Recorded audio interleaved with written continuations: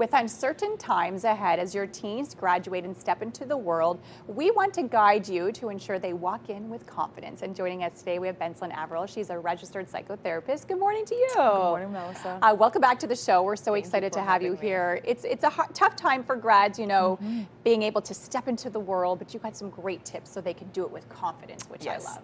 All right, let's talk about the first one. The first one you say is to normalize the uncertainty. Yeah, so as you mentioned in the intro, going from, let's say, high school to university or college, it is a difficult time for them because they don't necessarily know what to expect. And some of them are leaving home for the first time and being in a new environment. So they are being pushed into the world very quickly. Right. And some of them, sometimes they may not be prepared for what's ahead. So I think for parents, this is where they can encourage and normalize that. Okay, well, this is a transition that you're going into. And typically with transitions, we don't always know what to expect. So it's okay if you're feeling nervous.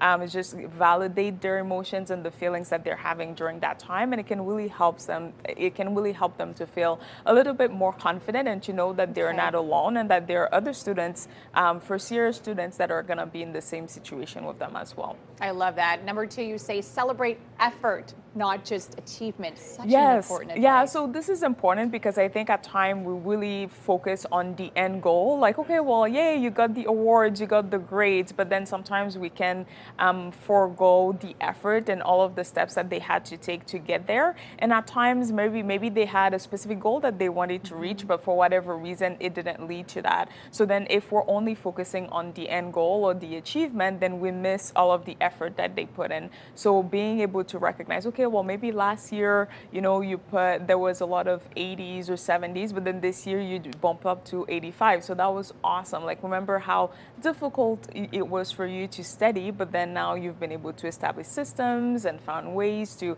make it a lot easier for you. So really take into account the process that got them there. I love that tip. Okay, something else you say, encourage autonomy and decision making.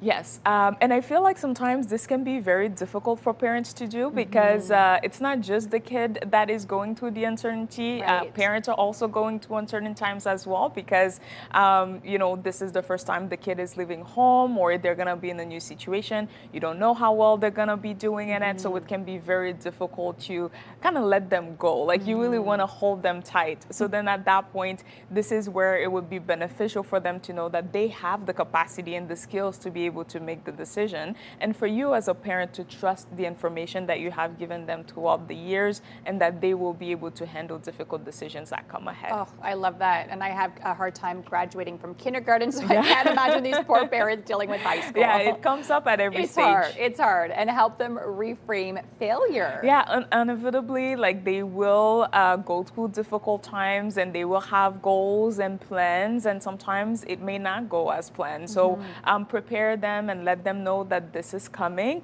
However, they can see this as an opportunity for them to grow. It doesn't have to be the setback. It doesn't just have to be that. It can be, okay, well, yes, things didn't go as planned. What can you do differently? What are some of the things that you can change? And really to see this as an opportunity for them to grow and to feel more confident moving forward. I love that. Okay, last tip you say, create opportunities for competence. Yes. So during the summer, you know, as they're going through this transition, really taking the time to see, okay, well, what are some real world experience that they can get? So whether that is a summer job, volunteer opportunities, can they already visit the school that they're going to see, okay, well, pinpoint opportunities for them where they can grow, different clubs that they can be into, how do they themselves feel like they want to be challenged? So allowing them that space to be able to grow and continue to push themselves forward as well. Amazing. Thank you so much, Benson, for joining us Thanks today. for having Where me. can people find you if they have information? Yeah, so especially if people parents? have any questions, they can find me on my website at therapywithempathy.com